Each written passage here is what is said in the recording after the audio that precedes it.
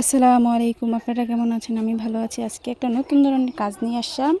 এটা আমি long video upload করেছি এবং আজকে শর্ট আপলোড করতেছি। আপনারা যদি স্লো মোশনে দেখতে চান তাহলে লং ভিডিওটি দেখতে পারেন, আর যদি আপনারা শর্টস দেখতে চান তাহলে অবশ্যই শর্টসটি দেখতে পারেন।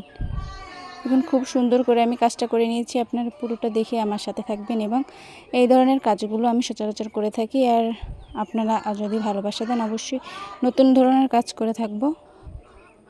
এটা হচ্ছে আমি রোজ করে নিলাম। এবার দুটো পাতা দিব। দেখুন পাতাগুলো সুন্দর করে দিয়ে নিলাম। এই পর্যায়ে আমি এভাবে করে 4টা পাতা দিয়ে নিয়েছি। এই পর্যায়ে আমি একটা ডালের মতো দেব। ডালটা দিয়ে আমি ডালের মাথায় ফ্রেঞ্চ নট দিব। এভাবে করে আমি পুরো কাজটা শেষ করব।